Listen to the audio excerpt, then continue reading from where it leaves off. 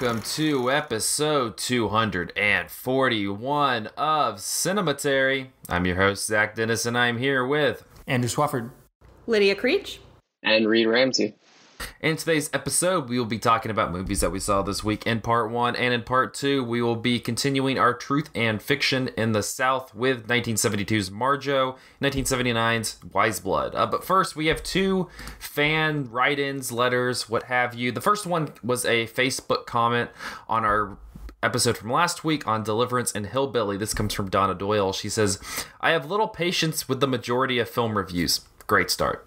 The primary reason is that they don't go much beyond plot summaries. Thanks to Cinematary for delivering a different approach and engaging conversation. I just listened to part 2 of the most recent podcast.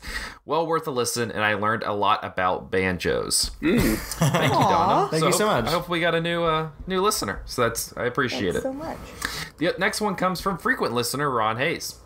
Dear Cinematarians, and he is a frequent listener, and he will let you know how frequently he has listened. He's a patron. He is a patron. but he'll let you know how long he's listened in this letter. Just, look for the Easter egg.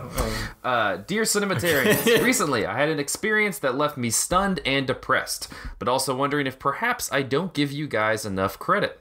Sitting with several friends at our regular Saturday night pub of a couple weeks back. It's just a bar.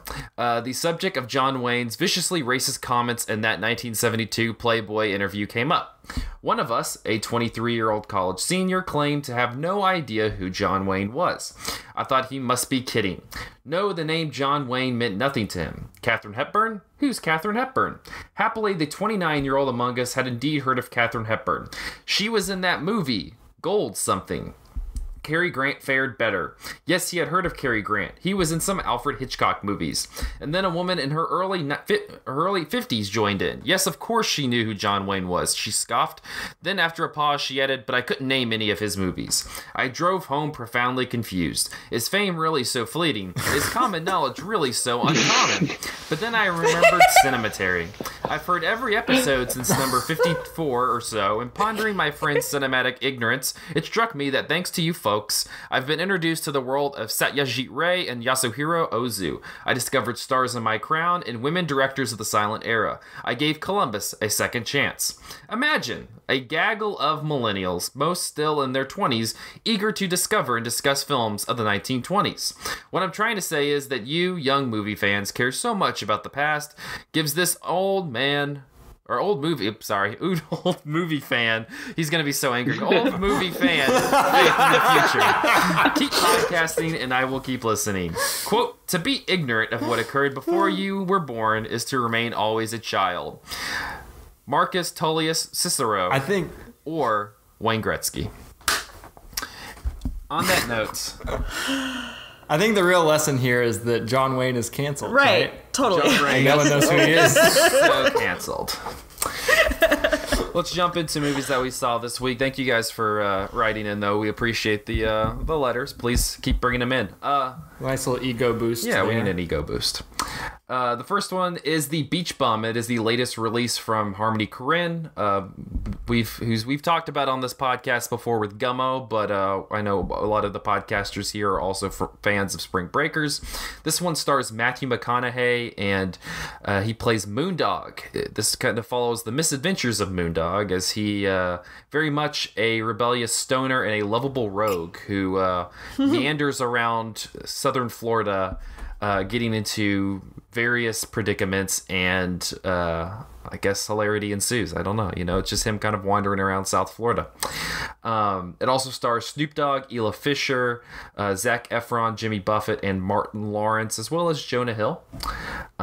Lydia, Andrew, you both saw The Beach Bum as well as I. What did you make of this one? Lydia, you want to give your take first? Yeah, I'll give my take first. I was curious to see it. I didn't really know what it was going to be about. I think I was expecting... I texted Andrew a little bit about it before, and he's like, oh, it's a lark. I laughed pretty consistently. I was like, okay, so it's a comedy.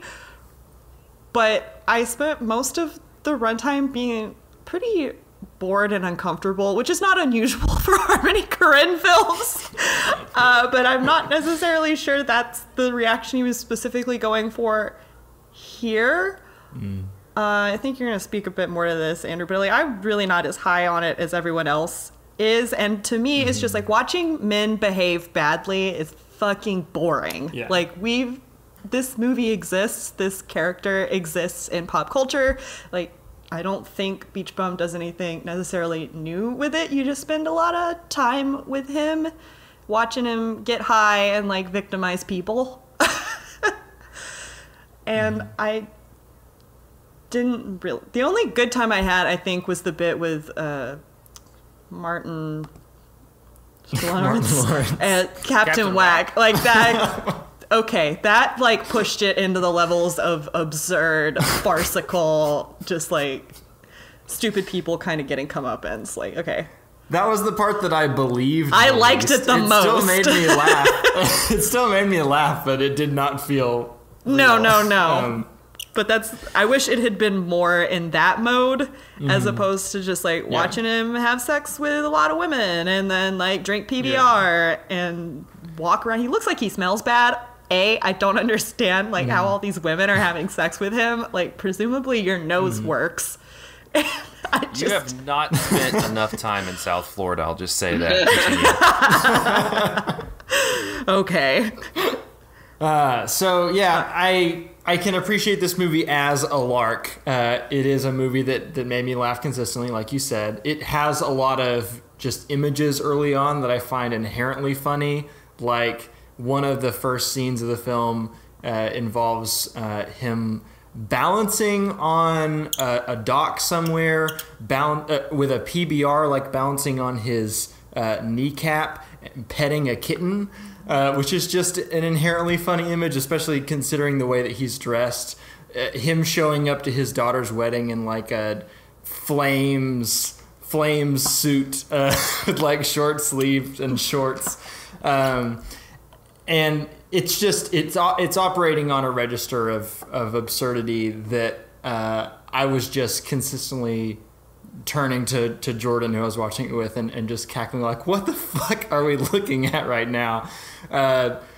Fucking Zac Efron in Jenko jeans jamming out to Creed talking about how awesome God is. Just these things are funny to me. Now, where the movie kind of loses me is where the critical conversation about this movie starts. Because it has been taken up by film critics in this really effusive way, and there's this weird, like, almost religious reverence for the philosophy of Moondog among the film critics reviewing this movie. Like, there's 2 reviews on Letterboxd that I encourage people to go check out to kind of see the pro and the con side of this movie, the 2 different ways of looking at it. The positive one is by Autumn Faust, who opens by saying it is the film of a free man. She says it's pure comfort cinema, and this is the basic party line on The Beach Bum. It's like a movie where you walk out feeling refreshed, feeling like you don't have a care in the world, feeling just as carefree and happy and light as Moondog.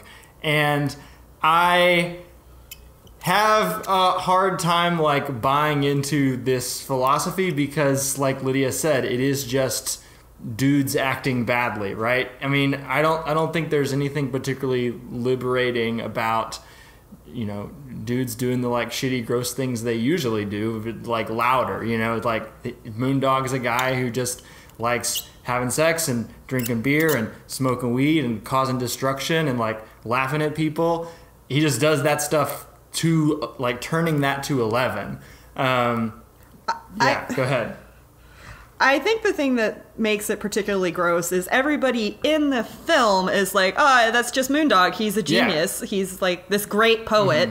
So we forgive him because he's just operating on a totally different level. Right. It reminds me of the conversation about Phantom Thread from a couple years ago where people were praising Phantom Thread for being this movie, critiquing the way that we excuse geniuses for bad behavior because they're geniuses. But here it's just like a total embrace of that.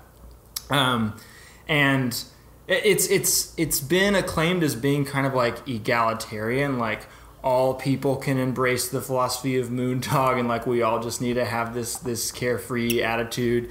But he does espouse sort of a hierarchy of like what is and is not, I don't know, acceptable or cool or whatever. Like he's always making fun of his daughter's husband for being a quote unquote limp dick because he's just like a dependable, responsible guy. And in the Lawrence Garcia review that people should check out, he talks about how this is also like a form of privileged judgmentalism. But like, I feel, while I'm saying some of these things, I feel like I'm overthinking the movie, and I want to just say like, no, it's not that deep. This is just like a funny, silly movie where like, Morton Lawrence plays a character named Captain Whack, and Snoop Dogg plays a character named Lingerie, and Jimmy Buffett's in it, and like this is just people being ridiculous, and it's funny because of how ridiculous they are.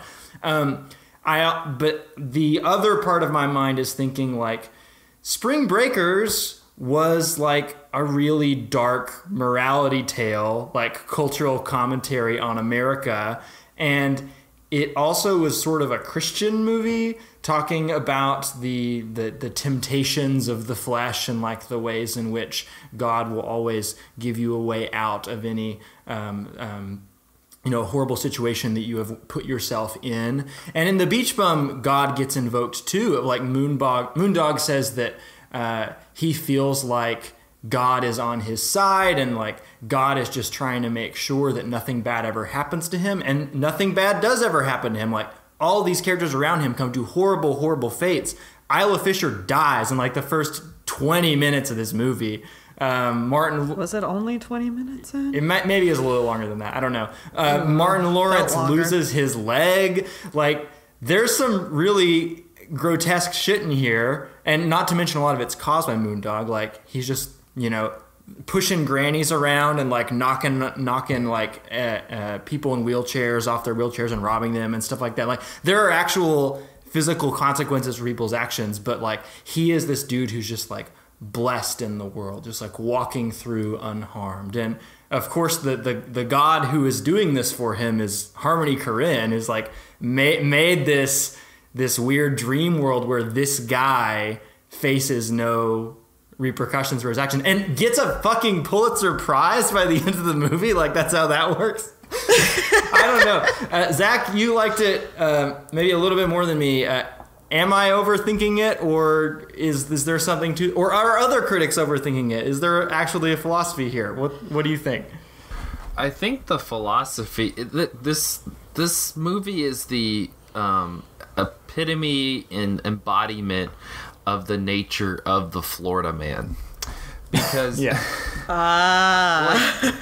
it does work in its own celestial realm, but that realm is influenced by taking place in Florida, which is a state that makes absolutely no sense. I think having a man who is showered in wealth and privilege, but not actual showers. But no actual showers, and is much more of like a vagrant stoner, embodies what like the state of Florida is. Like that's kind of just what I took away, rather than it being a movie about shitty men acting shitty. Like it just felt like these personalities that you run into, especially like in the Florida Keys, of just these rummaging rogue souls that are, you're not really sure what they're running on, like what's fueling them, but they're just drugs. Yeah, they're just kind of they consistently will just move along and consistently will just be there. Now it's not it's clear if that's a negative, if they're actually harming the environment around them. Moondog, very much as you alluded to, harms the environment around himself at times, but also Florida is a place that really doesn't seem to like, you can do terrible things, but there's like, what kind of consequence does that have? I mean, Well, Spring Breakers takes place in Florida, right? And that's like all about the darkness that comes from people's lascivious actions down in Florida. Part of me thinks like, well, the protagonists of that movie were women, so of course they were going to talk about the consequences of their actions. But here, like, we have essentially James Franco's alien character as the protagonist, but he's just a cool guy now. Like, it's fun to be alien. Yeah, but in Spring Breakers, they still... I mean, the movie ends and, like, James Franco gets shot and Selena Gomez goes home, but for the most part, they steal all that money and then drive off, and that's kind of how it ends. It's not like there's really a comeuppance on what it meant for their psyche or how they are going to function in the world after that. And I feel like this kind of works on that same, like, it's never interrogating deeply like what his effect is truly going to do on the world. It kind of has this otherworldly effect. Do we need more of that? I mean, I'm not saying we do. Is that strictly necessary? I think that this movie works on this visual wavelength that's kind of just unique, and I don't know. I can't really say that. You have to get it, because if you're not feeling this movie, I completely get it. It's a very irreverent, ambiguous movie at times, but at the same time, you have just these absurd scenes. Really, the absurd scenes for me is Jonah Hill doing this. Oh God! My God! What is that? He sounds like he's coming from the Low Country in my neck of the woods, because he's just talking like this all the time, like he has the Savannah drawl, and I don't know why he chose that. He made that decision. You have Jimmy Buffett hitting a joint and saying "motherfucker," which is just in itself is enough. You also have Zac Efron, who honestly is at the peak of Zac Efron in this movie.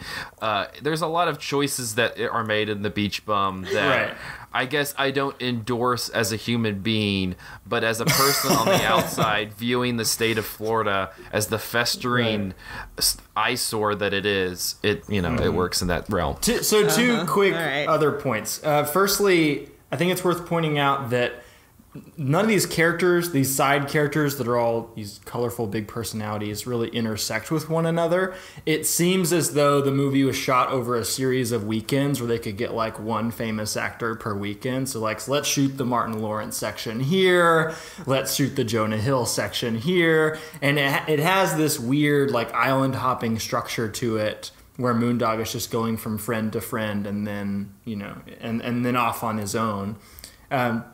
The second thing to say is, like, in the scenes with the Jimmy Buffett playing himself, another thing that makes me question like the philosophy of this movie or the philosophy of Moondog is what Anita Sarkeesian called the women as background decoration trope. It is sort of a pet peeve of mine, just to see like a scene littered with a bunch of topless women who exist for the pleasure of the male character but don't actually get to be characters themselves. That's like something that this movie does a lot, many, many, many times. And it doesn't seem like it's interrogating that. Like, that doesn't seem to me to be part of like the festering wound that is Florida, according to Harmony Korine. It's just like, look, everybody's having a good time. Like, this is cool. This is fun.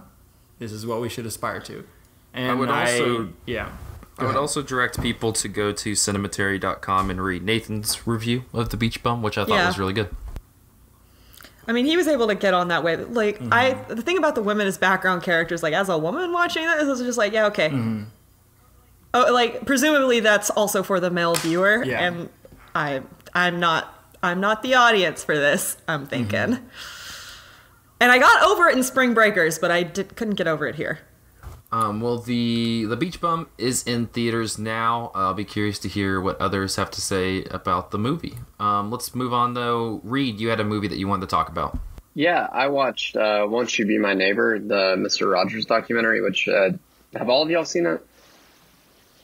Okay. Yes. Zach? I have. Okay, cool. Okay.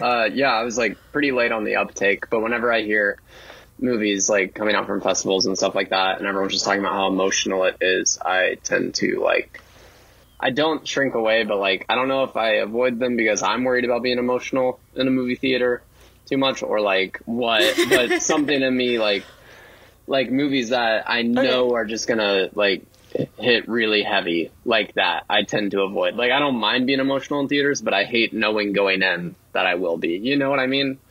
Can I just say that the term "I have the feels" is an ignorant and stupid term that should be cast out of society? Anyway, go ahead, Reid. That's fair.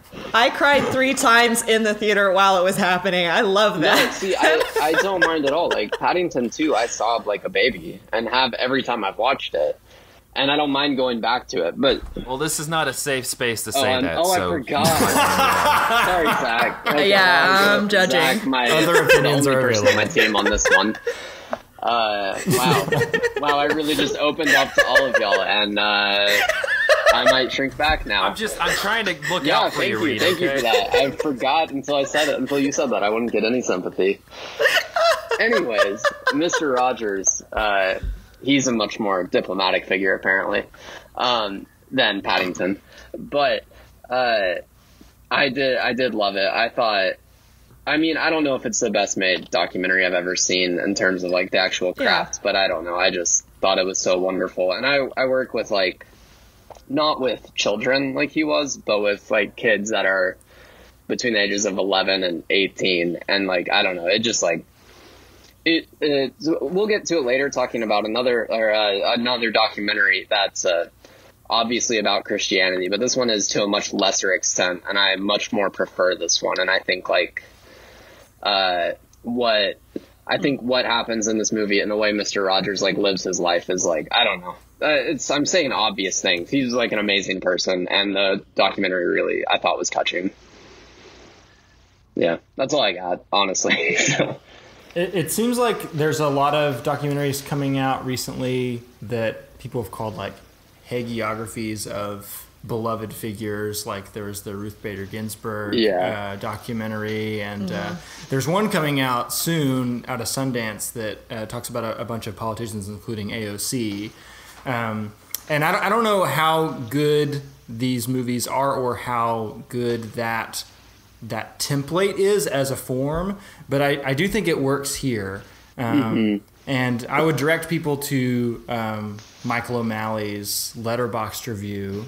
He is Mo Malley on Letterboxd, where he talks about it as the documentary as like a portrait of a religious icon, and just this crystallization of his like religious philosophy to kind of connect back to what we were saying with the Beach Bum.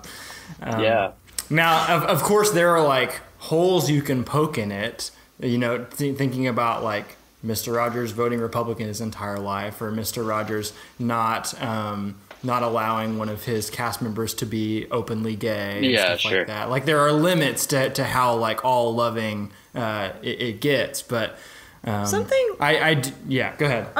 The thing about him not allowing one of his cast members to come out as openly gay, something happened on Twitter like a few weeks ago or something.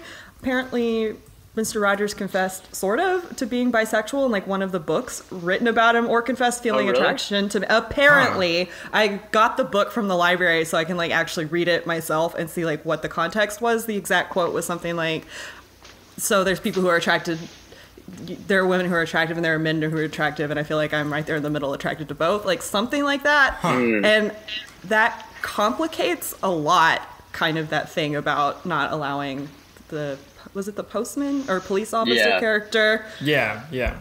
I don't know if that was sort of like a fear of losing your public funding. I think that's probably what it was. That. I think, because, I mean, he wasn't afraid to step over plenty of boundaries, obviously, on the show, but I don't know. I mean, him voting Republican his whole life, but speaking about issues that were not, like, they were, like, pretty partisan issues, like, things that if he voted Republican his whole life, he might not have even agreed with. Like, if that was all he ever voted, he probably voted against things he talked about on his show, you know? Yeah. I don't know. I don't, but yeah, him being, if he was bisexual, that does very much complicate a lot of that. And all the extraneous stuff aside, like, again, check out Michael's review, like, just the documentary as an opportunity to sit quietly and think about what it means to be kind for 2 hours is, I think it's a positive experience. Oh, and to quote my source really fast, it's The Good Neighbor by Maxwell King. Sorry. Okay, cool. Real quickly, Won't You Be My Neighbor? It's on HBO, I think, but it's also, you can find it on various streaming platforms and at your local library. Lydia, you had a movie. I caught up with The Coal Miner's Daughter, which is a biopic of Loretta Lynn. It came out in the 80s. It stars Sissy Spacek and Tommy Lee Jones as her husband. I'm not really a country western music person, but the documentary or Hillbilly mentioned it in passing as like, this is a depiction of Appalachia people that's very dignified and empathetic, and Loretta Lynn's, an icon. And I guess it does like the very typical music star bio, origins, very poor coal mining town, gets married extremely young, has too many kids extremely young, and then shotgun to fame and like eclipsing her husband and him having to deal with that, and then kind of not rising above her background, because I don't think she would ever condescend. Coal miner's daughter, it's like, I'm very proud to have been born to an Appalachia family. Sissy Spacek and Tommy Lee Jones have really awkward a little bit chemistry at the very beginning, where they try to like make Tommy Lee Jones look not however old he was in 1980. Not great, and also extremely uncomfortable, like modern sensibilities dynamics. Like, he's much older than Loretta Lynn, Sissy Spacek is supposed to be. Not a lot of options, I guess, in Appalachia when you're going to get married.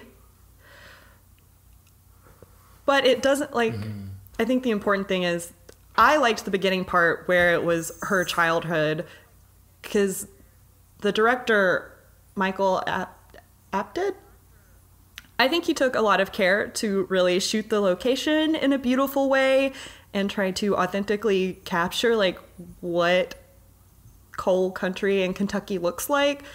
We're doing it in the series Harlan County. I'm not going to be on the episode, but it looks like exactly like that. I think that was a reference point, and he put a lot of effort into like capturing the people and the houses and how they would dress.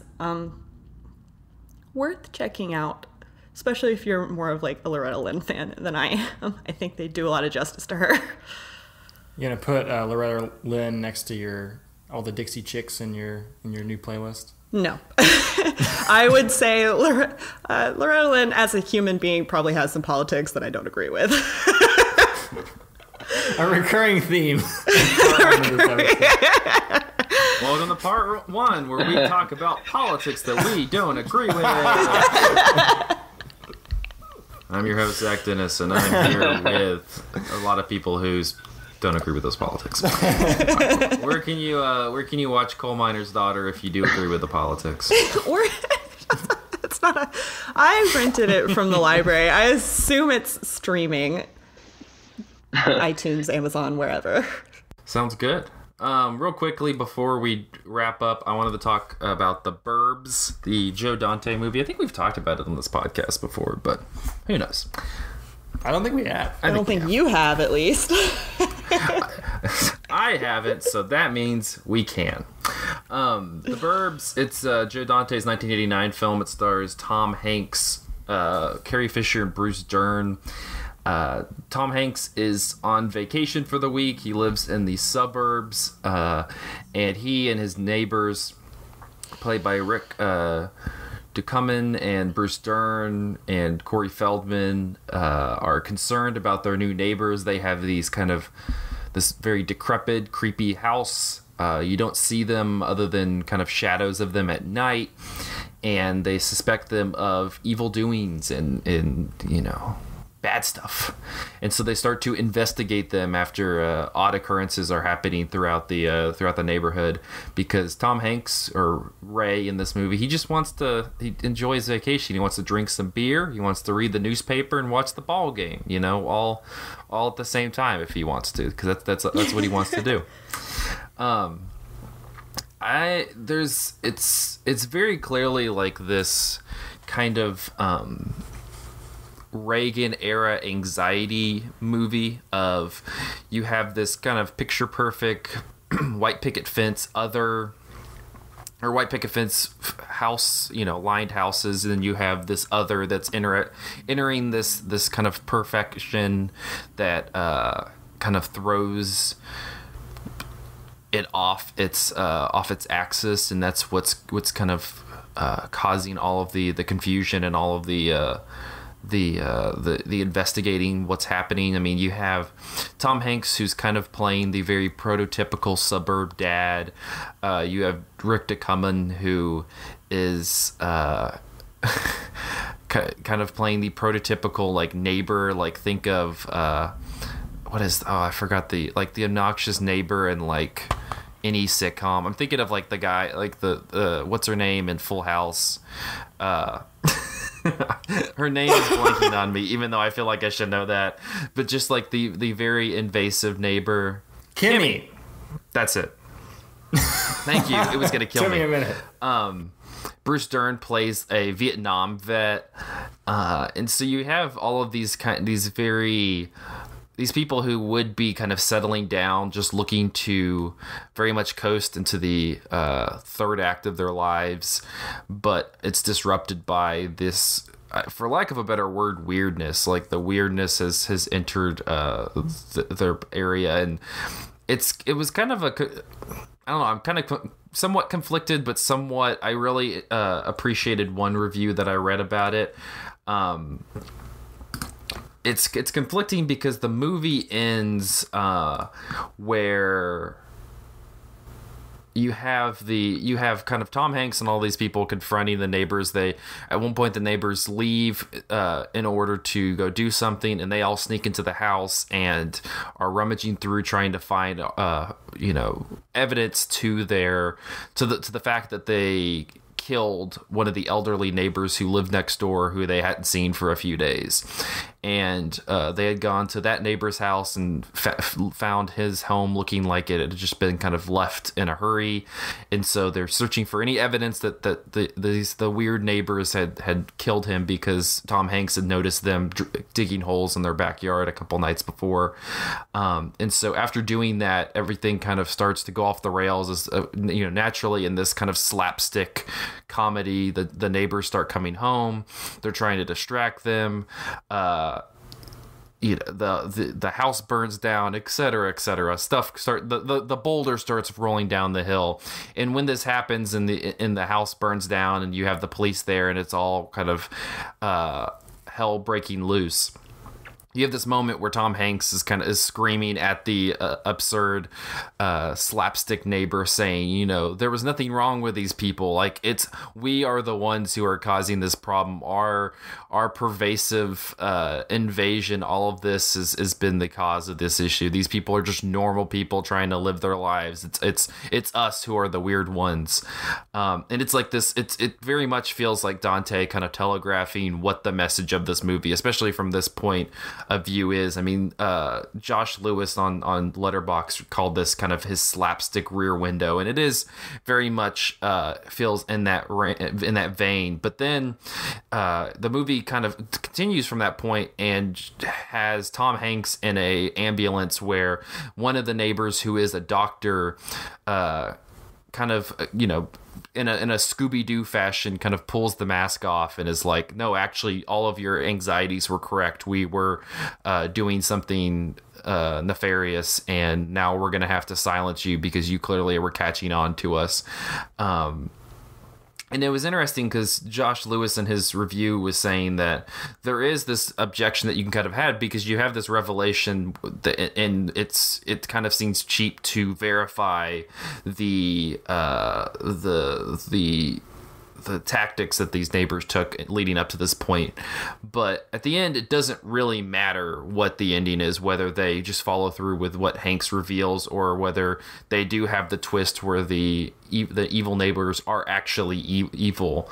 And he says, because it's what happens is that what they did is they had this kind of perverse psychology, and you have this hysteria within suburban America that you're trying to save the neighborhood under this cloak of restoring normalcy, and that self-righteousness, that revelation, regardless of how the ending is still set in, and that's the overall message that Dante is trying to get at. And I found that to be very true. I think it's an interesting film, and just kind of as a slapstick comedy, it's very effective. I think that I wish we could see more of this Tom Hanks, this kind of late 80s, early 90s Tom Hanks. He's much more stuck into doing like prestige stuff lately, and so he's really fun in this movie, and him with Carrie Fisher as his wife,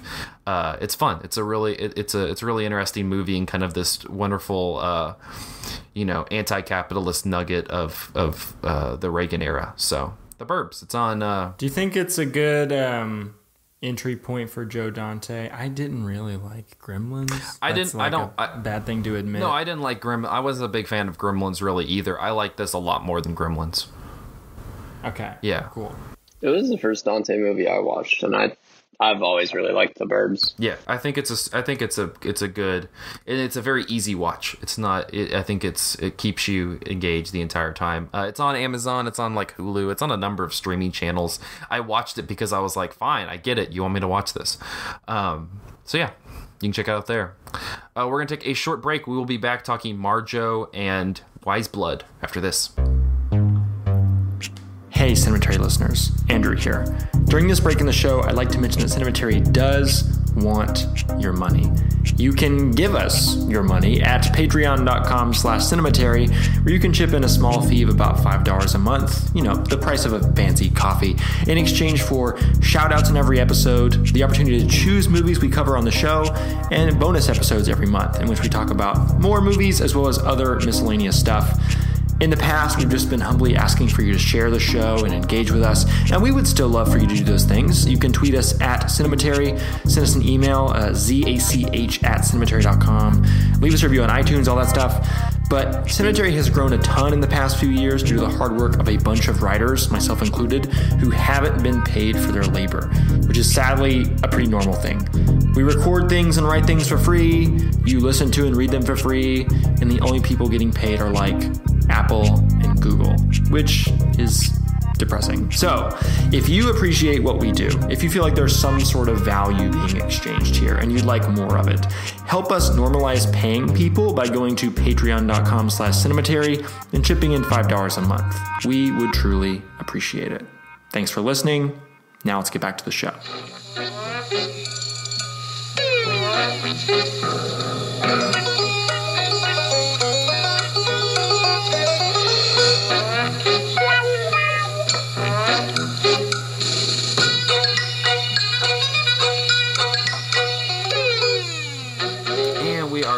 With part 2 of episode 249 of Cinematary. In this part, we will be talking about 1972's Marjoe and 1979's Wise Blood. I said that in reverse order. We're going to talk about Wise Blood first, because we start with narratives. Oh, okay. Wise Blood, it's directed by John Huston from a script by Benedict and Michael Fitzgerald, and it's based on the novel of the same name by Flannery O'Connor. The film stars Brad Dourif, Dan Shore, Harry Dean Stanton, Ned Beatty, who I guess is becoming a recurring figure in this series, Amy Wright, and John Huston. After returning home from World War II, uneducated and irreligious U.S. Army veteran Hazel Motes decides to make his way in the world by impersonating a priest and starting his own religion. Motes soon attracts a follower, a manic potato peeler named Enoch Emery, but things get complicated when he encounters fellow sidewalk charlatans Asia Hawks and his waif-like young daughter Sabbath Lily Hawks. Wise Blood was filmed mostly in and around Macon, Georgia, near O'Connor's home Andalusia in Baldwin County. using many local residents as extras. O'Connor had set the novel in a fictional Tennessee town, but the production chose Macon, approximately 30 miles from O'Connor's hometown of Milledgeville, Georgia, after receiving cooperation from Georgia's Film Commission. Houston remarked that there was no need to build sets thanks to the fact that Macon was spared during the Civil War, preserving its small-town character. O'Connor wrote her first novel, Wise Blood, in the early 1950s at the Connecticut home of classics scholar Robert Fitzgerald, who became the literary executor of her estate, along with his wife Sally. Fitzgerald's sons Michael and Benedict grew up with an early interest in cinema, influenced by another frequent visitor to their house, noted author and film critic James Agee.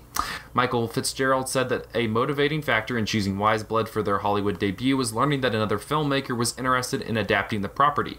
Since the Fitzgerald family had nurtured O'Connor's first novel, he did not want anyone else, quote, tampering with the story.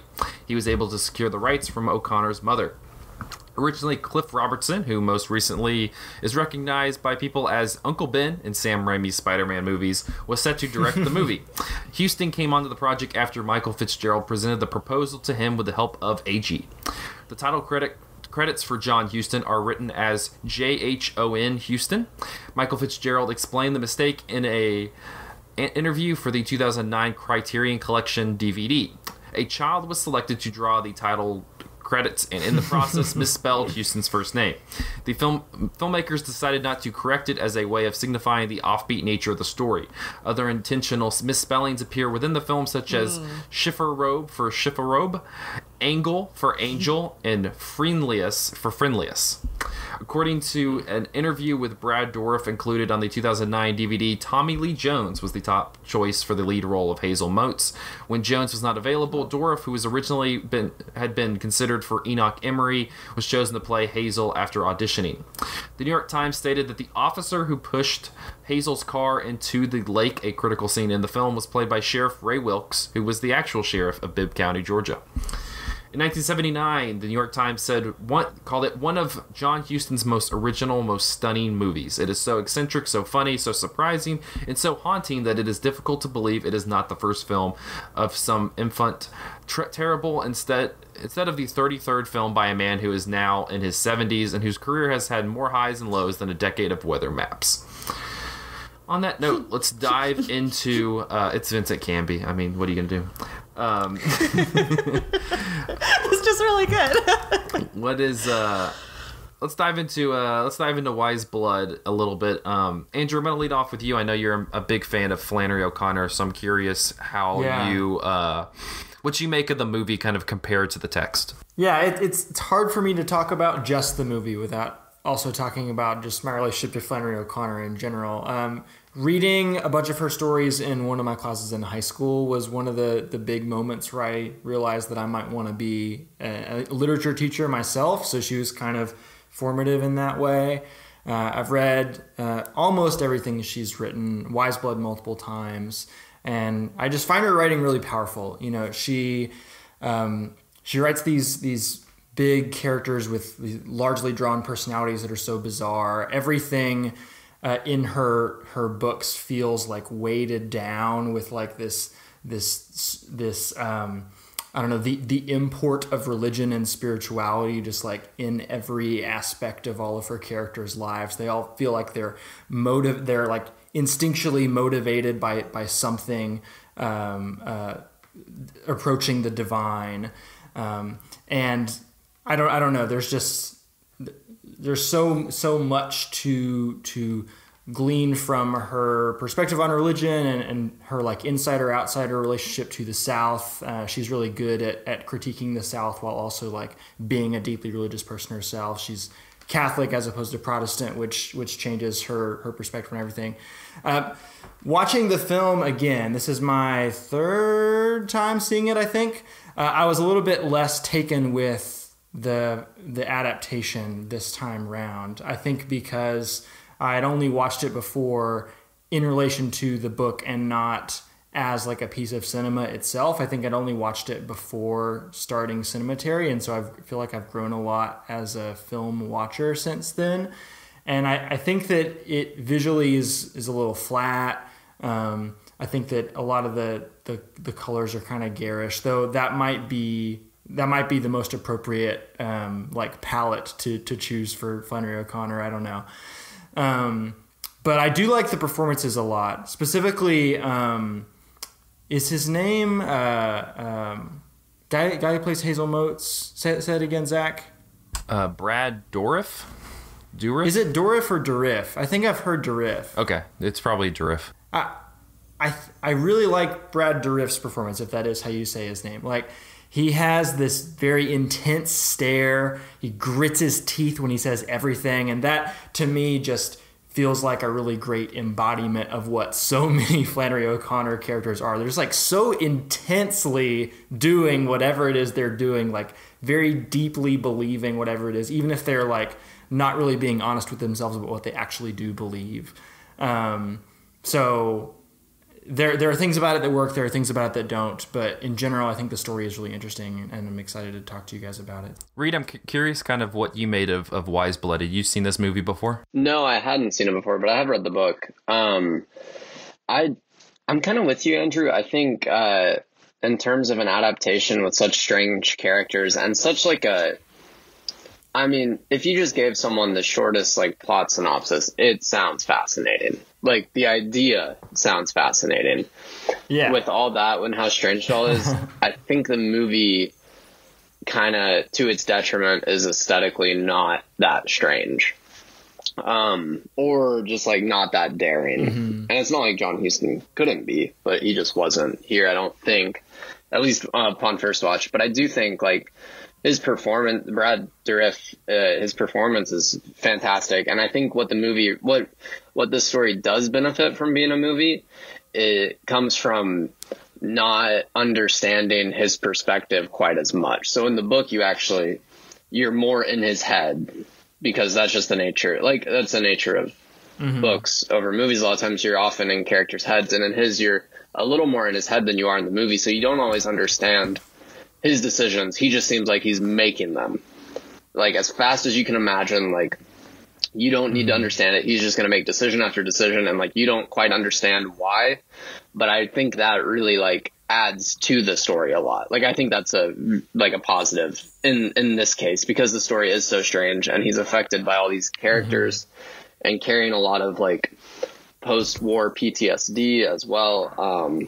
So I think like his like seemingly irrational decision making is very I think that is like the biggest strength of the movie for me, is that we can't really understand why he's making these decisions as well as you can in the book, if that makes sense to you. Yeah, totally. Lydia, what about you? I haven't read any O'Connor, so I don't have anything to compare it to. And so just as a movie, I thought it was really great. I assume this is part of the source material, and it might be a negative for some people watching it, but it's got these like wild tone shifts. Everyone's mentioned so far how great sorry, what's his name? Brad Dourif. I'm so sorry.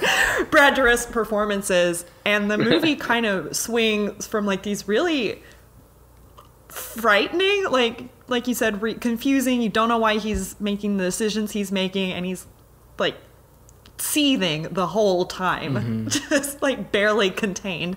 And then these like absurdly like funny, weird sequences.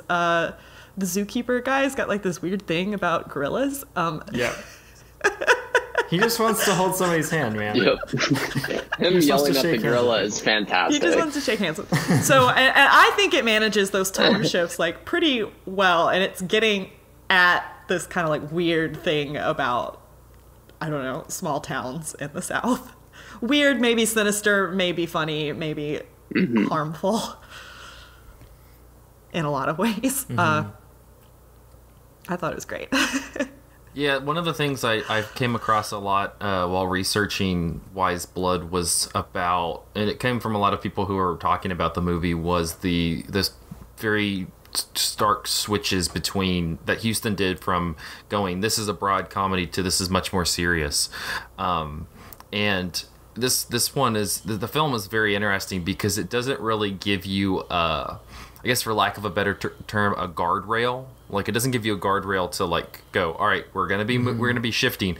It just moves around very sporadically, and I think it's kind of in the same vein that we were talking about in part 1 with the beach bum. It's like you're either on board with what it's doing, or I can see people being completely off, turned off by this, because it isn't really guiding you along in any way. And I think that having some sort of, whether positive or negative, relationship with religion in the South kind of does inform that, because I think that anybody who would qualify themselves as religious would say that it is somewhat of a tug of war. You're constantly fighting a lot of different emotions and trying to process them, and the way that Hazel is processing them in the film is so volatile. And that was one of the interesting things. If you're a Patreon subscriber, you'll have a talk that I did with Cody Shelley, who runs the Flannery O'Connor Childhood Home and Foundation here in Savannah, Georgia. And she talked a little bit about Flannery around the time when she was making Wise Blood. She was like in college, was in her 20s, was very angry. It was very angsty, and you can kind of feel that through Hazel, where it's just he doesn't really know where to sort his emotions about anything, and so that tug of war becomes much more volatile in this, because he doesn't know where to place any of those feelings. Yeah, he's brought up with a very fire and brimstone version of Christianity that seems to haunt him his whole life. One of the famous quotes from Flannery O'Connor is that she said the South was not Christ-centered, it was Christ-haunted. And so you have this character who desperately wants to distance himself from these beliefs that he was brought up with, but ends up reenacting them in like different forms. Like if he's going to be an atheist, he's going to be the most like evangelical atheist you've ever seen. And then when he gives that up, he's just going to become ascetic. Lydia, you're about to say something? Yeah, I think he really nailed one of the, I don't know, funny, sad, scary things. Like he perfectly emulates the way the flashbacks, his grandfather's played by John Huston, like giving these really traumatizing sermons to a small child, but then he goes out on the street and he like very perfectly captures the hand gestures, the cadences and the phrases, but for his Church of Christ without Christ. And he can't fight where he's from or like what he grew up with, really, because he just recreates it. It's almost like he's stuck in a rhythm that regardless of his beliefs, he's still going to be doing the exact same thing. Like his life's going to go the same way. I think the story in general is really good at capturing these forces that seem to be animating various people's lives in the South, that they like can't help but embody, that they've just sort of inherited from the world around them or from their family or whatever. You have the strong religious fanaticism. You also have like repressed sexuality, like that is very strongly influencing so many people's decisions in this movie, including I think her name is Mary Sabbath, the quote unquote love interest character, and then you have Hazel as a kid like peeping in on the quote unquote Eve woman who's kind of being sold as a peep show at like a circus sideshow thing. Oh, I thought that was like a Hell House. It might be a Hell House. I don't know. I don't know if the movie clarifies or the book clarifies. And then you also have like just unfettered capitalism too, and just the desire to like sell things all the time. And using religion to sell things all the time. Like this is very like cynical thing. I love the credit sequence of the movie. It is, I think, the only thing that the movie definitely does better than the book is like add the credit sequence of like seeing all these signs on the freeway which is just a very ubiquitous, quintessential thing about the South. Is just like you're always driving on these long stretches of road between towns, and just like the weird little things that will populate the sides of the streets. And one of them, the Dairy Queen sign that is talking about how Jesus saves. I don't remember the exact phrasing they use, but reminds me of the trend from a couple of years ago of churches like doing cheeky little messages on their signage, like God answers knee mail and stuff like that. I feel like a couple of years ago these were everywhere. Like every church was trying to one up themselves and like how well could we market ourselves with like a cheeky meme on our sign. So just like weird little cultural artifacts like that have carried over into the modern day. Like this intersection between religion and capitalism is at a fever pitch in Wise Blood. I also like that it's like you said, he's kind of mimicking the motions of what he thinks he's supposed to do, but at the same time he gets like angry when people are it seems like he feels like they're like mocking him or not doing it to the standard that he feels like they should be. Like the Ned Beatty character when he starts to get on his turf in terms of evangelizing, that whole sequence is so, it kind of plays into what you're talking about with the intersection of capitalism and religion, but also it's just like this untethered ego hubris that Hazel has in terms of how he's approaching this preaching or whatever he defines it as. So I guess that can kind of lead us into a discussion on Marjoe when it comes to... Can I just say before we get into Marjoe, this is a great double feature. Like none of us had seen Marjoe, I think, when we decided to do Wise Blood with Marjoe. But these movies go together insanely well. We couldn't have gotten a better pairing, I think. Like I watched Marjoe before Wise Blood, and for real. I was really feeling it when you had the flashbacks in Wise Blood of the John Huston character, and I was like, dang, we really lined this up incredibly well. Right. So I can't remember, I think it might have been Nathan. Shout out to whoever paired these together, because it was great. Marjoe came out in 1972. It's directed by Sarah Kronokin as well as Howard Smith, and it took home the Best Documentary Prize at the 1972 Academy Awards. The doc followed Southern evangelist Marjoe Gortner, who allows the filmmakers to record him swindling people out of money. Raised to be a child preacher on the revival tent circuit, Gortner made a small fortune for his parents. Later, he began preaching on his own in a lively rock star influenced style, but since he lacked actual religious faith, money became his sole motivator. As he stages his final revival tour, Marjoe provides a rare glimpse into the business of evangelism. The film contains scenes from revival meetings showing Gortner preaching and praying for people in Los Angeles, Fort Worth, Detroit, and Anaheim. That is interspersed with footage of Gortner admitting on camera that he was a non-believer and revealing the tactics that he and other evangelists used to manipulate people and to move them during revivals. Some of the evangelists even revealed where they bought properties kept secret and gave him advice to follow. Gortner said he studied Mick Jagger of the Rolling Stones as a model for his routine. Speaking to Roger Ebert in 1972, Gortner said, quote, "You have to go into the heavy religion in order to give people an excuse to loosen up and enjoy themselves. When I do a hip movement or a jump or start walking over the backs of the seats, they'd say, hallelujah, God's behind him. But if they saw Mick Jagger doing the same thing at a rock concert, that was the work of the devil." He went on to say, "What I really miss is the feedback from the audiences. I turn people on and then the feedback turns me on, and that's how I get off. Like the whole business of people speaking in tongues. See, in the fundamentalism, speaking in tongues is a status thing, like getting into the country club. Being saved is only the first step. When you come forward and make your decision for Christ, that's step one. But when you speak in tongues, you've been touched by the Holy Ghost. You're in the club." On the original pitch for the documentary, Knochin told Vice in 2014 that, quote, "The concept was to follow him around and do interviews explaining what he was doing.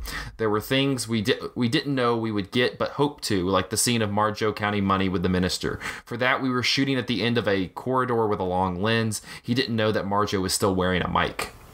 In the same interview, she said about working with Marjoe, "I didn't warm to Marjoe. He was difficult to work with, very paranoid and mistrustful and tense. I'm not sure we were very good at relaxing him. Maybe nobody could. I was concerned about him being likable. There was no point in making a film about someone who you never heard of that was portrayed as despicable. But when I saw the scrapbook, I realized that as long as people knew about his childhood, they would forgive him for anything because of what was done to him."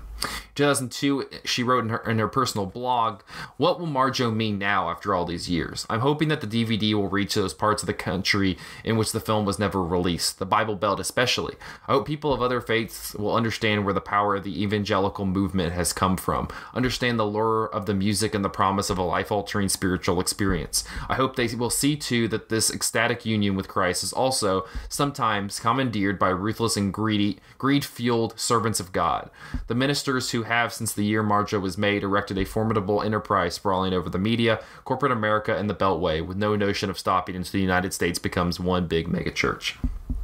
At the time of the film's release, it generated considerable press, but the movie was not shown widely in theaters in the southern United States. The distributor feared adverse effects of the film in the Bible Belt, so it was not shown any farther south than Des Moines, Iowa. Wow. In 1972, the New York Times said, "Marjoe belongs to that genre of new cinema journalism that has produced at least 2 fine films, Albert and David Maysles' Salesman and Robert Kaylor's Derby, and a lot of others, that fail to elevate the unsolicited confession to the level of something approximating art. No matter how you slice it, it still comes out as self-exploitation of a sort that strikes me as being exceedingly sleazy." Shout out to Vincent Canby again. Really keeping it real. On that note, I'm really excited to talk about Marjoe because this film was electric and terrifying. Yeah. It's like the images have just stuck in my head since watching it. It was this movie scared me 80,000 times more than us ever could. And it was something that was just wild to behold, and there's so many elements about it that are wild to behold. But I'm curious what moment specifically about this movie really struck you guys? Was there any particular scenes that kind of stuck out to you? For me, it was all the footage of Marjoe as a child, performing the wedding ceremony, and then later in an interview talking about how his mother basically abused him into memorizing the specific phrases. He's like, she'd put a pillow over my face or something just for a little bit and as a punishment. And to connect this to Wise Blood, I mean, to me, I think it's kind of, I think it's spiritual abuse to treat young children this way. Because it's terrifying and really hard to parse.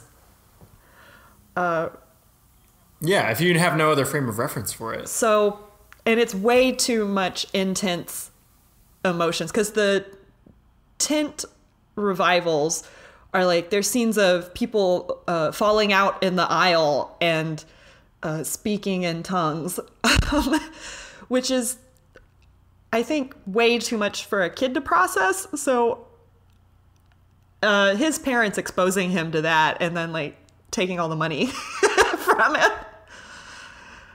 that stuck out to me.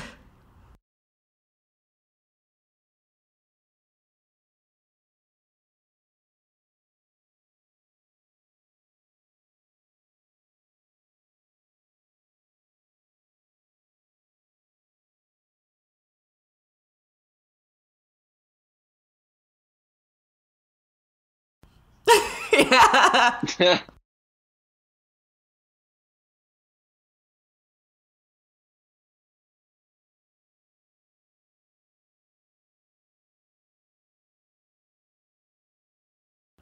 Mm-hmm.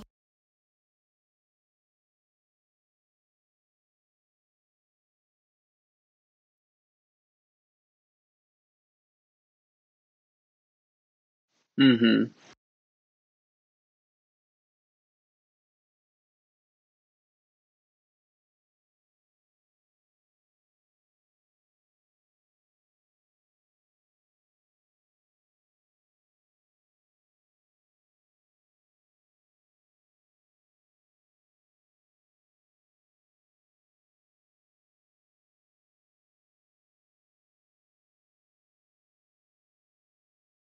And just the sequence, and he alluded to one of the sequences in it, but the one sequence where they show where it's cutting between the like circles of people who are speaking in tongues and raving on the floor, and Marjoe and the preacher counting the money at the same time as that's happening is just absolutely surreal. The other incredible moment, and I was reading in the Vice interview, which I would recommend people go and check out with the co-director. She was talking about the one sequence where it's the sermon that's happening at the predominantly black church, and you have this white woman who is speaking at the front of the church.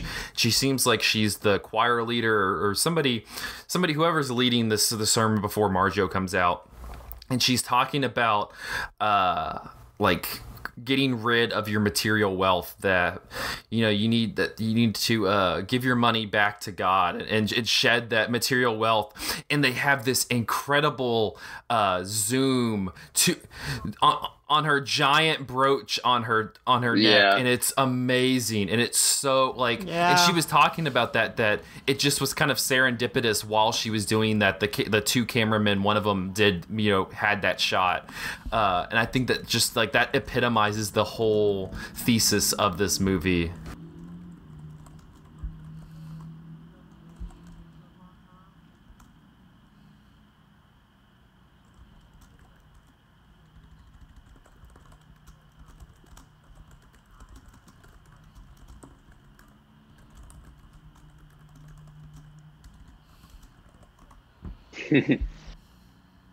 Reid, what did you make of... Oh, sorry. I was just going to say the counting money cross-cutting with the like falling out scene. That was the highlight for me, honestly. And like all the kind of capitalistic elements in general were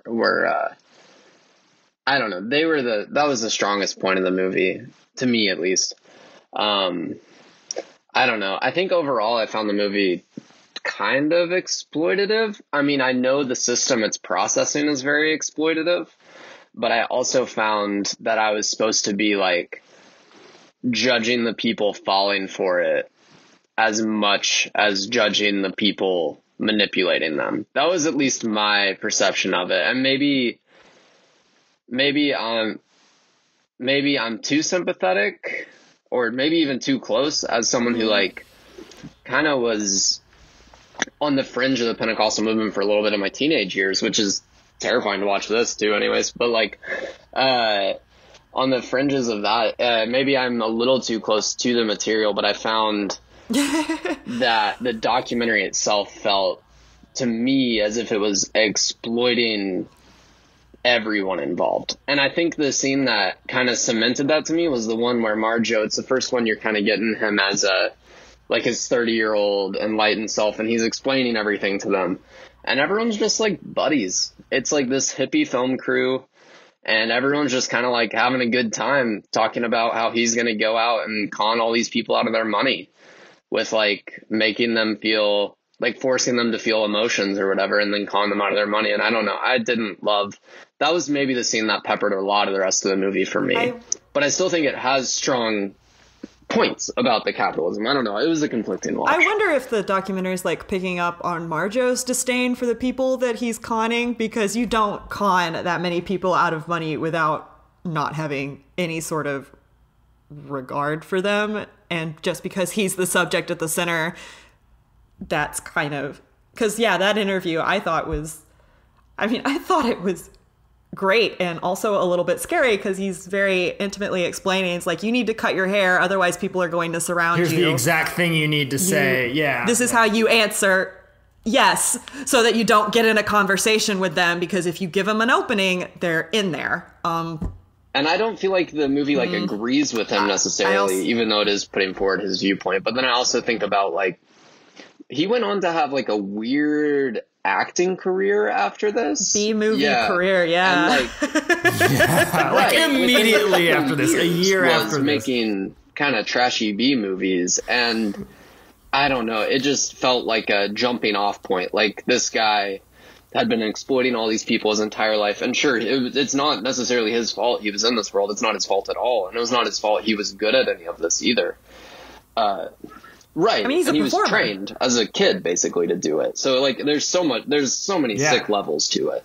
But then he's also like using the documentary as a bit of a launching pad. Like he seems very opportunistic, which isn't a bad thing. It's just like, it's the facts of the documentary. I mean, what does he say? I don't think I'm evil. I'm just like a little bit bad. And I think like if you're an actor type person, like you are just a little bit narcissistic and opportunity. Like it doesn't surprise me that he went on to have like some sort of successful career. Like that personality type. I was like, yeah, I get it. I see that. That's totally fair because he is like acting the whole time, anyways.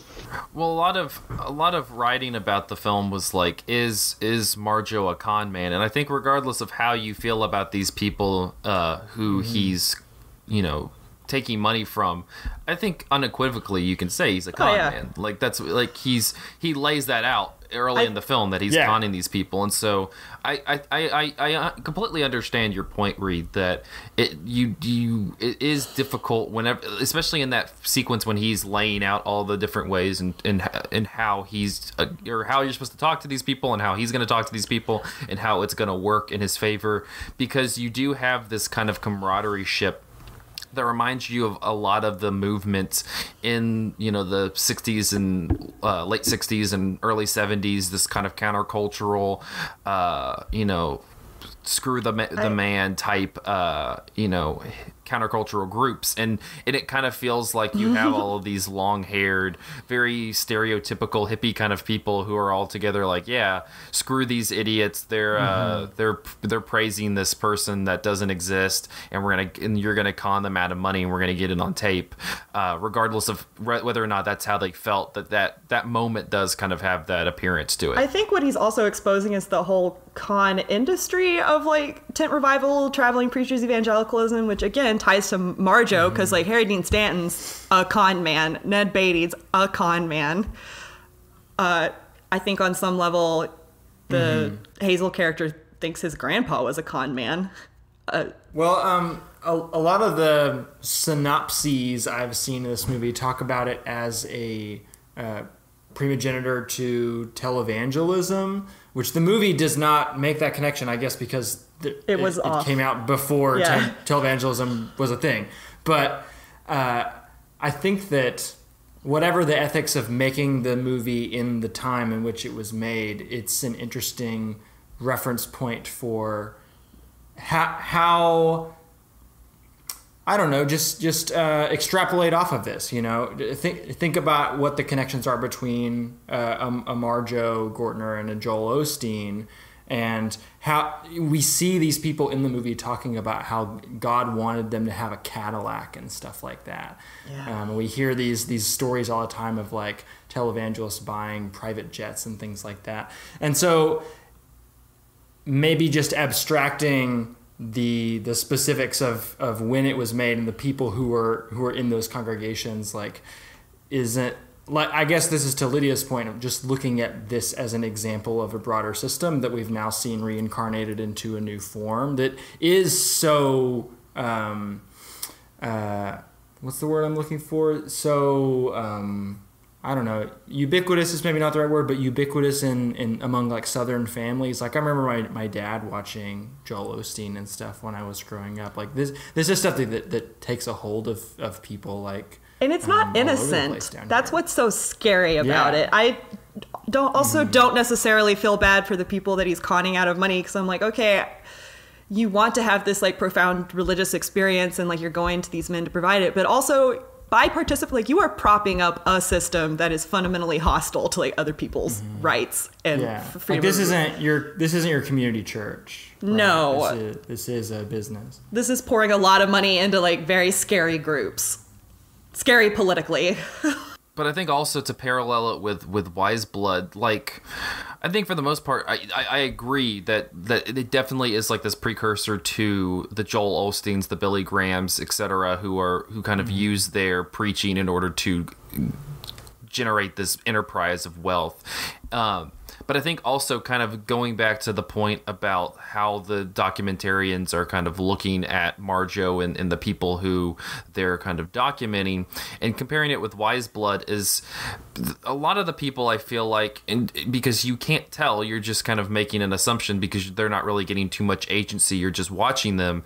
They're you know, I feel some degree of sympathy toward them because they're like normal people. They're scared, they're frightened of what death means. They're probably they could be uneducated. They could be very similar to Hazel, where they don't have enough education in order to inform a logical or rational opinion about what they should be doing, and so they latch onto this thing because it does, like, I mean, think of the comparison to Marjoe and Mick Jagger. Like, you get so enveloped in the performance that you completely throw yourself to whatever they're selling. And so I think that I do have some empathy for these people, for at least some of these people, because they do, like, just the people in the audience are trying to find some sort of salvation in order to latch onto, to make some sense of the world. And unfortunately they're doing that in what is clearly a toxic setting in terms of the people who are leading this sermon. Yeah, and they're trying to have oh, sorry. Go ahead. I was just going to say the people are trying to have, like, an emotional reaction to the performance too. And, like, it's I do think it is, like, a good starting point if we want to talk about about televangelism, but I also think it's so very different. Like, televangelism is appealing towards, like if you give $100 to me, then you will get this much back. And, like, yes, that is here, but this movement, like, a lot of the charismatic and Pentecostal movement is about, like, experiencing the moment. Whether the leaders were projecting that well or not, the people in the audience were supposed to be experiencing God in the moment. Like, it's a moment outside of time. Whereas, like, the televangelist movement is much more like prosperity gospel, like, pay me money so that you get more money kind of thing. And I don't really think that's the heart of these movements, but I do think the leaders are obviously, like, so exploitative and toxic. I don't know. It's so tough to parse through, honestly. Do you think the movie would have a fundamentally different effect if we got maybe one scene just interviewing somebody in the congregation where we see them coming from a genuine place of wanting to have a spiritual experience and maybe connecting it in the mind of the audience, like, this is a person Marjoe is taking advantage of. This is a human who is being screwed over by this guy. Do you think that would change your read of the movie at all? Yeah, I think it probably would, because I think it would. I would guess if you interviewed people in the movie, the actual congregation or the people that arrive at the tent revivals, especially before.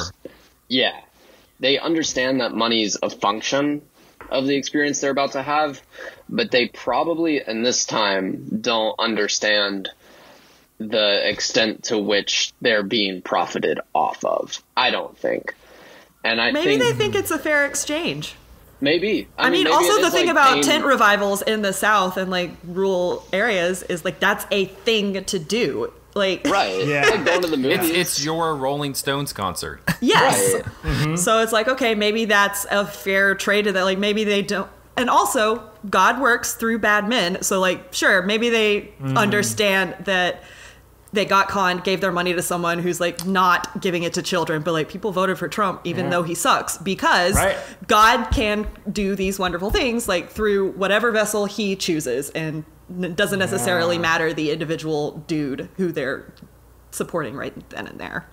Yeah, so, sure. And people understand that, like, that, and they're not ignorant and dumb about it. Oh, I agree. But again, we're not given the chance to ever talk to those people, so we have absolutely no idea. Yeah, I think I agree with you, Lydia. Like, there are so many people that think that now about, like, Trump and everything like that.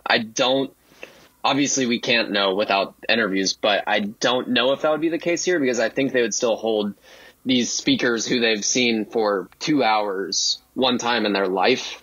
They're going to assume this person actually lives some sort of holy life, some sort of attempt at being close to God. I think that would be. I mean, my that's guess. faith. Right. So then, like, you have, in my mind, this documentary, had it actually been shown in the South, which would have been probably a very good thing, then you would have all these people seeing kind of the back doors open to this enterprise. Yeah, that was what I was really curious about, what the reaction was to this movie, because it, you know, like I was saying, this is just this one particular person at this one particular time. It could be explosive, but, you know, saddened to hear that they just decided not to show it at all.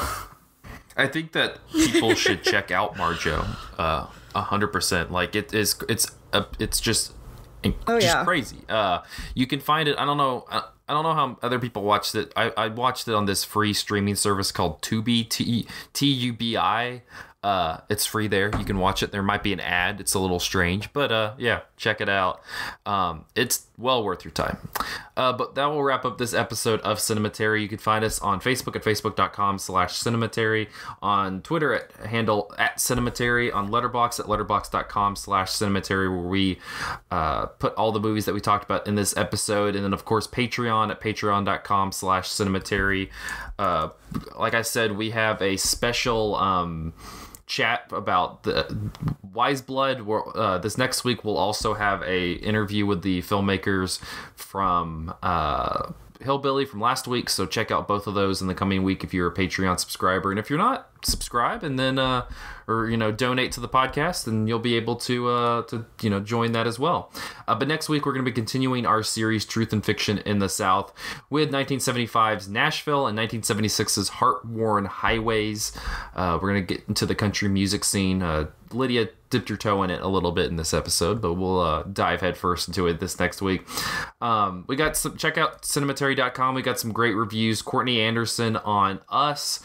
We had a canon list on the 80-minute films, 80 minutes or less, that you can check out. Most of them are online, so it's kind of handy.